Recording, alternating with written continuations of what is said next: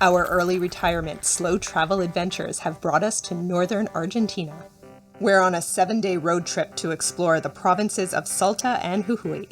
We hiked through the quebradas near Cafayate and Cachi, visited the multicolored mountains around Purmamarca and Humahuaca, walked on the Salinas Grandes salt flats, saw 500-year-old Incan sites at Barrancas, drove, and got stuck on, the famous Ruta 40, and surrounded ourselves in fields of cacti and amazing rock formations. But driving a car in a new country takes some getting used to.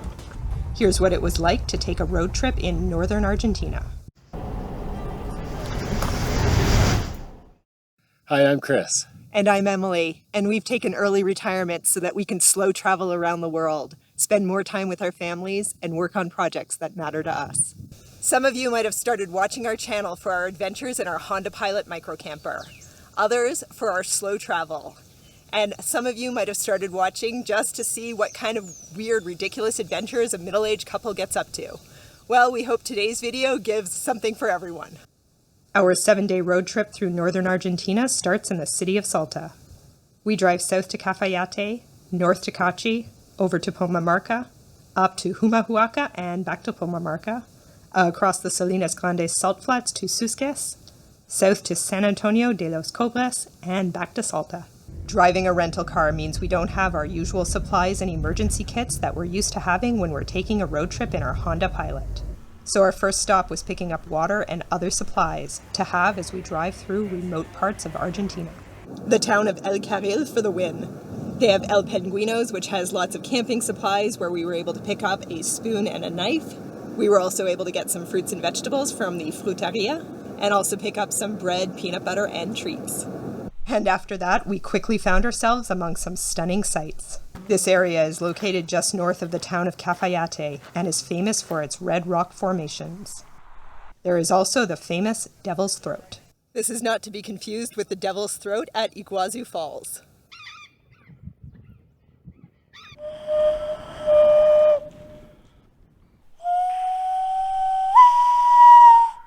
There are so many amazing spots to discover on this route.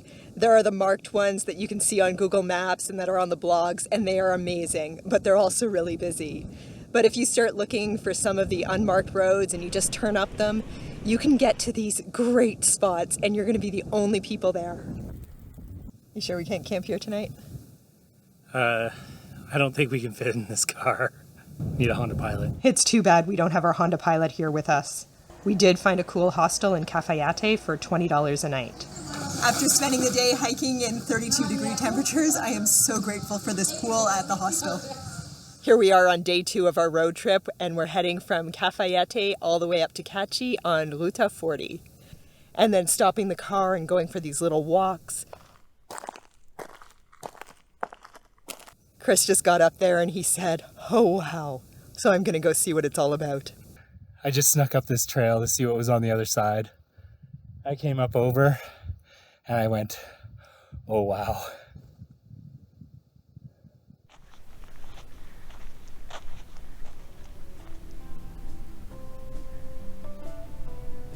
There's no one here.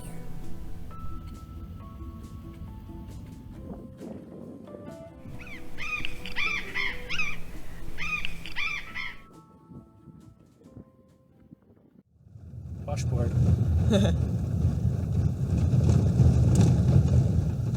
And then we noticed the weather system in front of us.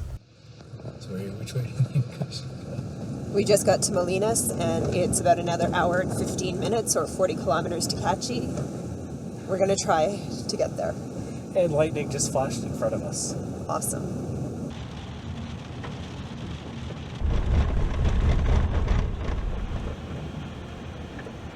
We finally made it to Cachi, and we found this cute little guest house.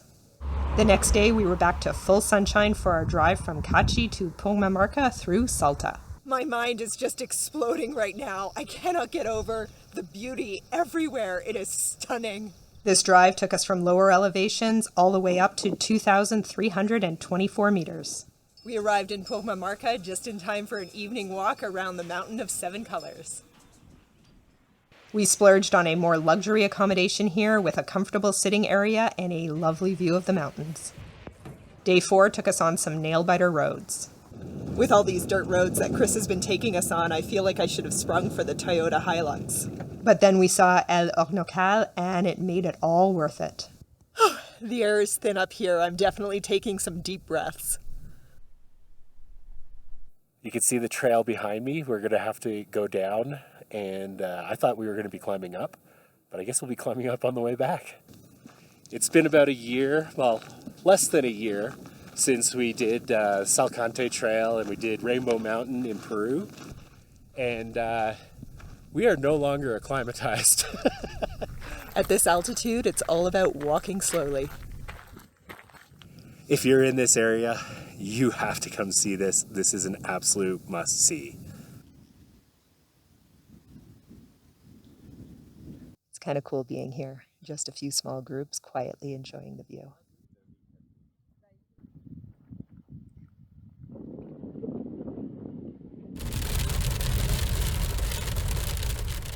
On the way back, we saw a sign for a town down another dirt road. Nothing like taking a road like this with two-wheel drive and regular non-all-terrain tires. I don't know why we do this to ourselves. We're on a pretty sketchy road and we have no idea where it's going. We've just driven down this road. We're not exactly sure what we're trying to see, but apparently there's a very tiny village at the end of it. But the car cannot go any farther. So we have to stop. We have 800 meters to go, so we're gonna try walking. We have no idea what we're doing. We are coming to a bit of an opening. I mean, it's really pretty, the surrounding area.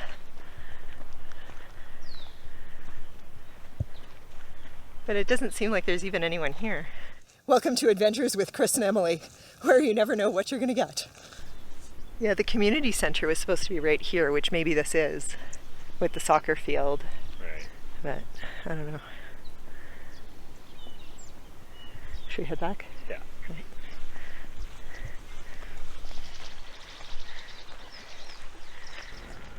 Good luck to us getting out of here. 4 kilometers to go. 2 kilometers left. Okay, we're back on the main highway. Oh, my stomach really turned on that one. But we got over it. Let's get back to some more well-known landmarks, like the Tropic of Capricorn. In the tropics? Not in the tropics. In the tropics? Not in the tropics. Actually, scratch the main highway. Let's go up another dicey road with the promise of some views at the end. That was a bit of a nail-biter of a drive. You can also hike up, which I think we would have liked to do, except it's already after 4 o'clock. So we didn't really have time, given that the Devil's Throat closes at 6. Do you want to go first? Let's go to the Cascada first.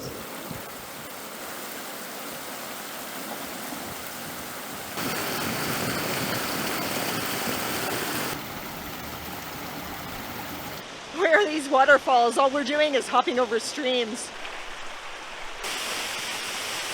We made it.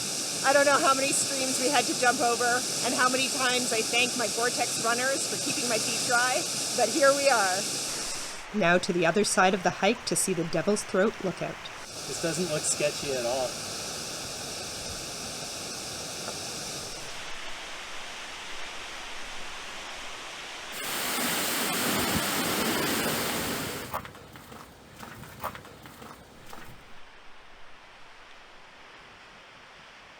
If you're counting, this is our 3rd Devil's Throat here in Argentina. We saw a tunnel that looks like this on the other side of the stairs. So the theory is we can just go right through here. Let's find out. All right, watch out for the water. We have headlamps. Oh yeah, I do. Well, that's not going to happen. I'll just go back around. So in theory, I think I could have come out from this end, but I didn't. Or maybe through the magic of editing, I can make it look like I did. We have headlamps. Oh yeah,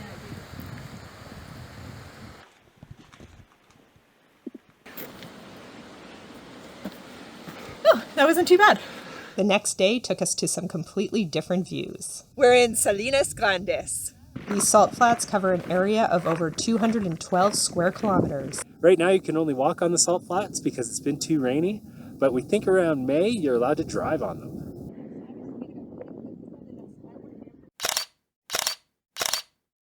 After the Salinas Grandes salt flats, we weren't quite sure where to go or what to do. Then we saw a sign advertising Incan ruins.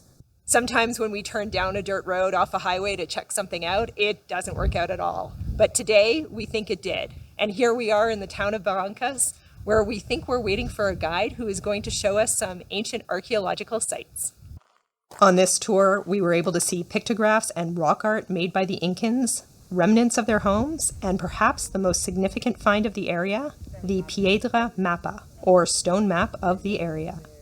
Day 6 took us down the sketchiest part of the road so far, the 127-kilometer stretch of Ruta 40 between Susques and San Antonio de los Cobras. So far, the riverbeds have been dry. Let's hope it keeps up. It was so nerve-wracking knowing we only had two-wheel drive and we hadn't really seen any other cars going by. Plus, we didn't have cell coverage. We probably weren't making the smartest choices here. Then, we hit even more water. Oh. You're gonna have to turn around. Yeah, they can go through it. I don't know how deep it is.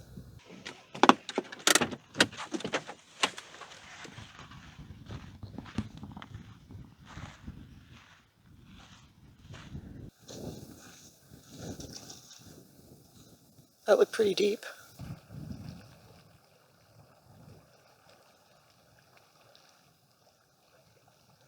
It's just, oh man, we just have no idea how deep it is.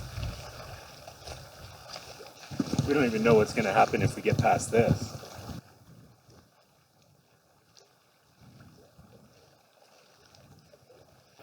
I guess the other problem is if it's muddy underneath, we could get stuck anyways.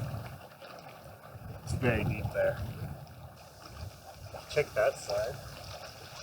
I guess what's our other option? To go back all the way to Susques, All the way around? all the way back to Salinas Grandes, and then down that other road Yeah. that the guy said was fine but bumpy, Yeah. which may or may not be. Yeah. I think we need to turn around. Oh god, I think we need to turn around too. If we weren't so remote, no, I mean even, I don't know. I'd want to see somebody else do it first. See what it looked like. Well, I could spot and tell you when to back up. Like if it starts going, I guess, above where the wheel meets the car. The only problem is if it's muddy under there, then we get stuck anyways, even if it's not too deep. Give it a shot? Oh my god, Chris, we're gonna get so stuck. I'm gonna throw up.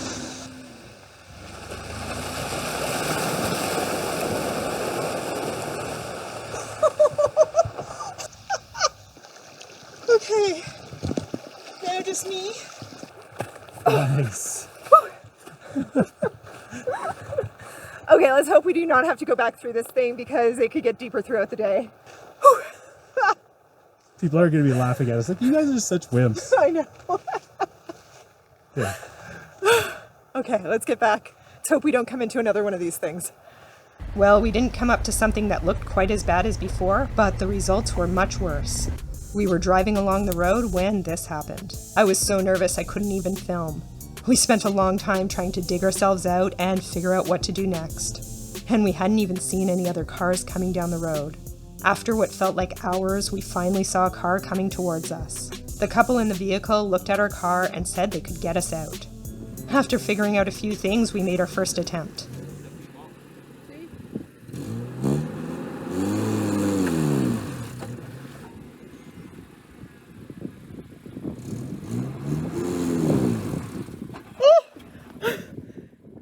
Not quite. So then the second attempt. Wow! But we weren't out of the woods yet. The next few kilometers were pretty rough. It took us a long time as we kept having to build up roads using rocks. And then we finally made it to the viaduct. Well, we made it to the trellis bridge, but that Route 40 is no joke. I am shaking so much right now. I just want this day to be over. I want to be at the hotel. I want to be done. Em isn't kidding. I am covered in mud. We had to build ramps to get over some of the spots, and it was a little dicey at times. I am really glad we're out of there. We think we're in an area now that has better road. Fingers crossed, and fingers crossed we can get a good hotel tonight. Or any hotel. We did find a nice hotel and ended up going out for dinner with the couple that rescued us. The next day, we headed back to Salta without any more incidents. We were so lucky to be in a place with amazing people that are willing to help when something goes wrong. Salta and JuJuy provinces are stunning, but the roads are rugged, and I would definitely take even more precautions and pay the extra money for a four-wheel drive vehicle if I were to do it again. Thanks for joining us on our early retirement road trip adventure in northern Argentina. We'll see you in our next video.